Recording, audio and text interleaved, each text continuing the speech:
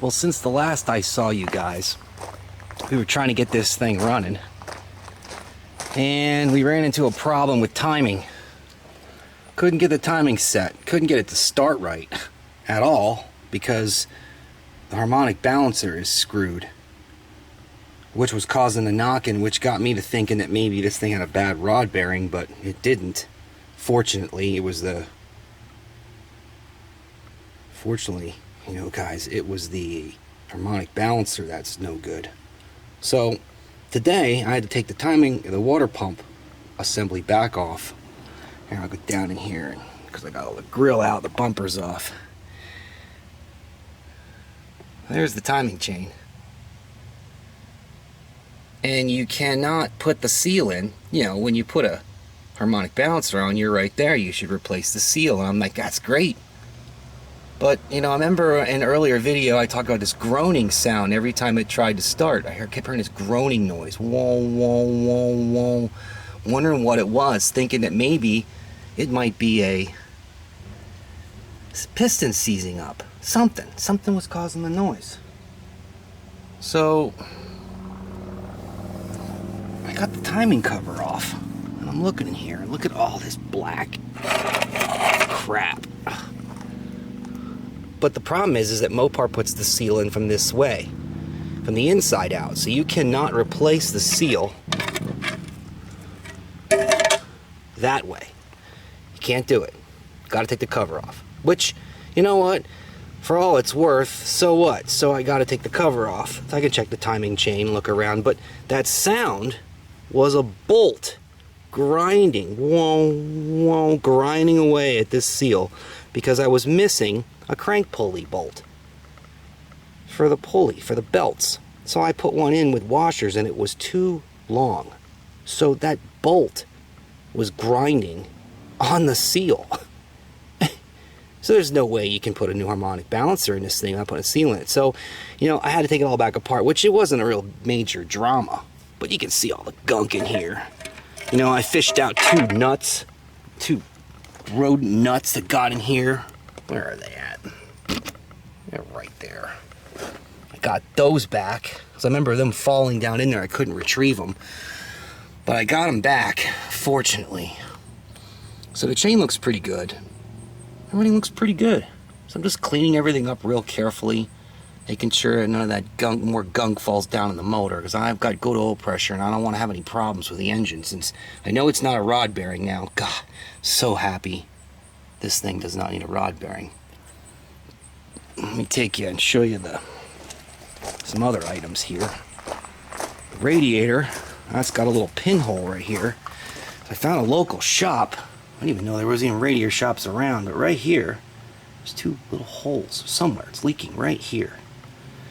So that rad's in good shape. It's hard to find an original radiator for one of these cars. There's a company that makes them, but they're like almost $500. I'm like, phew, I'm just gonna fix that one. Here's the harmonic balancer. And you can see right here, the rubber's all gone. So there's where the knocking noise is coming from. And if you look, there's a keyway right here for the crankshaft.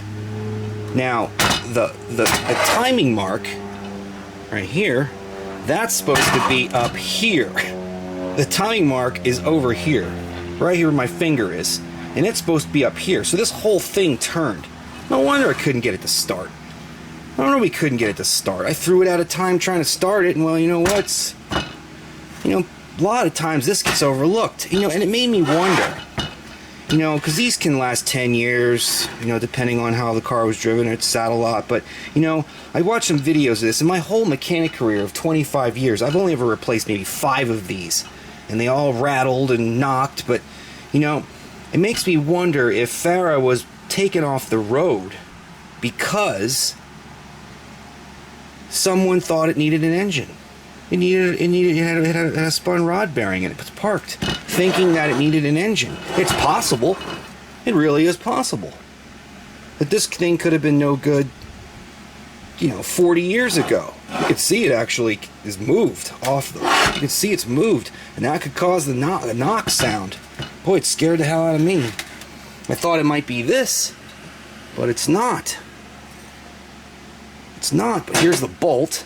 You know, my own bad. There's the size of the bolt it's supposed to be. And there's the bolt I had with washers. Look at it. Look at it.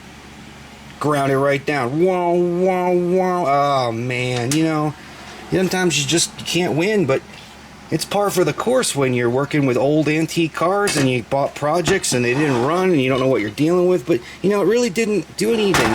You can buy these brand new from Summit for $1.13. So I'm gonna get a brand new one. Hot dog. So that solves that problem. So the knock will be gone. We'll be able to set the timing up right. I can get the carburetor tuned right. So yesterday I started taking out the trim pieces, the grill. I'm just pretty much going buck wild. Alright, well, since we are a new YouTube channel, and I think at the moment we only have 17 subscribers, we would certainly like a hell of a lot more subscribers. So Gail and I were talking about what we could do instead of just my mug saying, hey, hit the subscribe button. That's, you know, nobody wants to see my mug.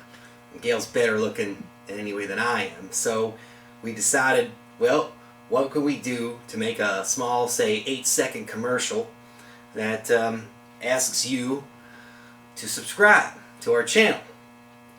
So Gail and I have been trying to come up with something we could do, like what could we say, and well, Gail, what could we talk about? Like, how could we do this little commercial? Well, I don't know, Brian. You really think they'd like to see me? I do.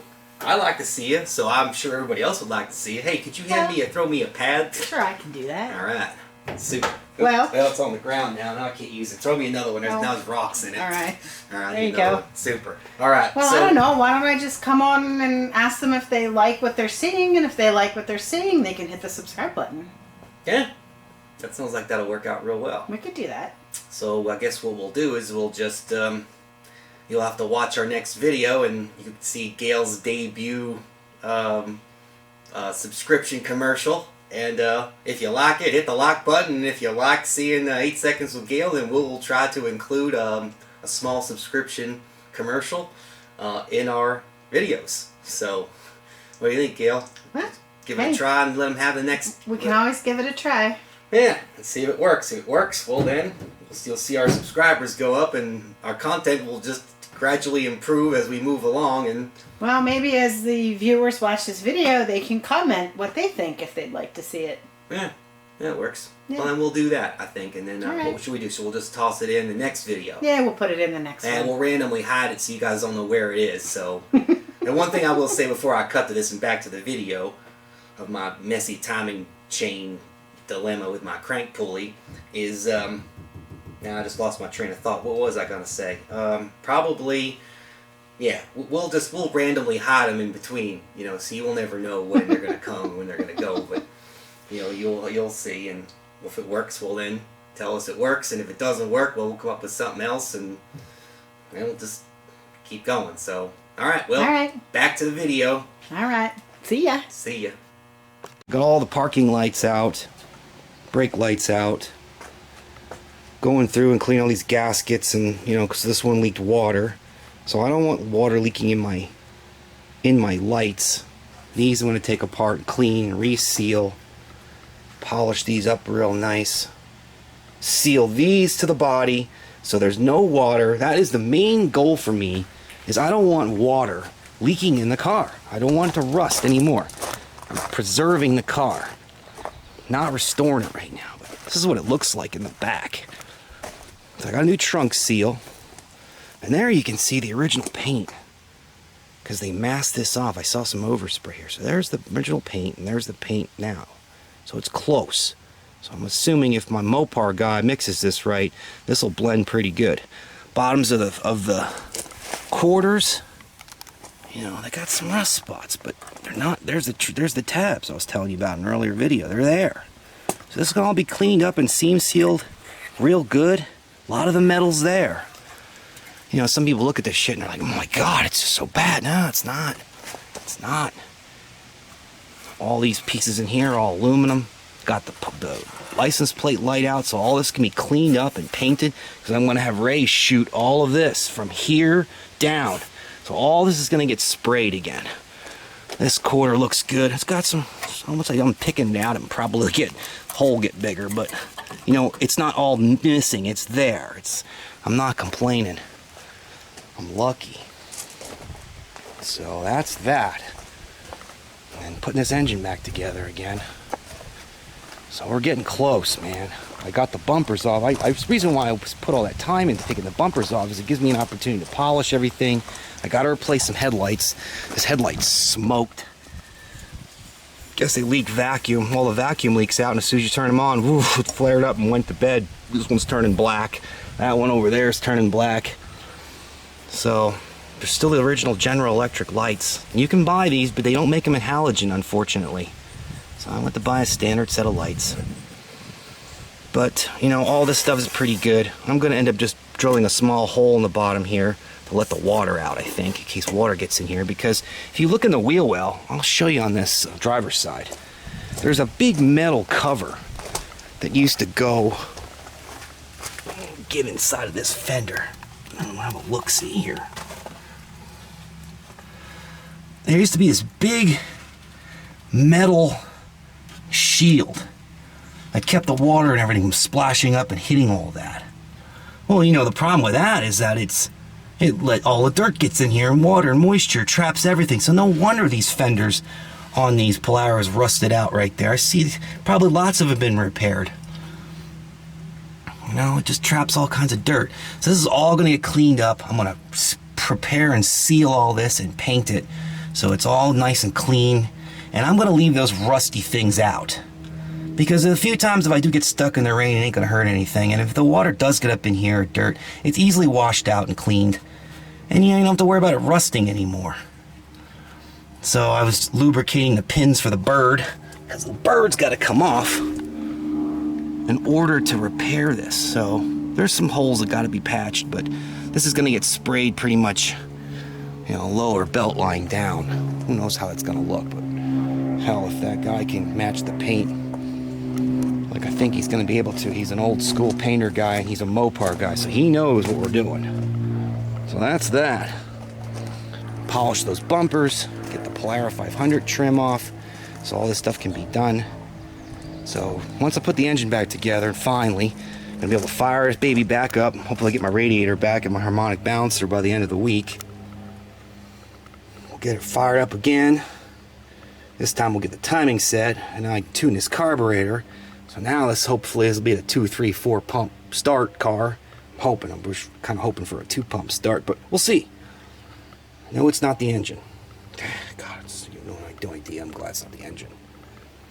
So today's project is going to be getting this seal put in, get the timing cover back on, get the water pump back on, and I think I'm going to start working on the bumpers and getting the brackets cleaned up.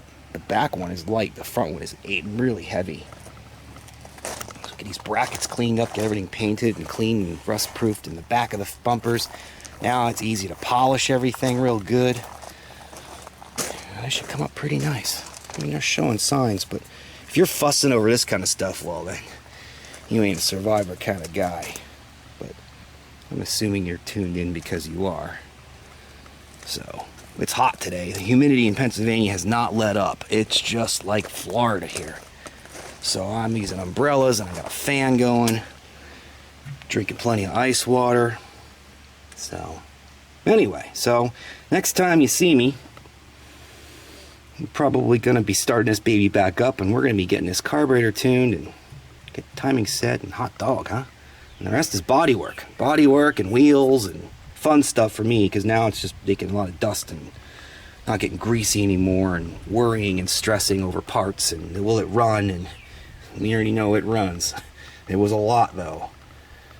Learned a lot too.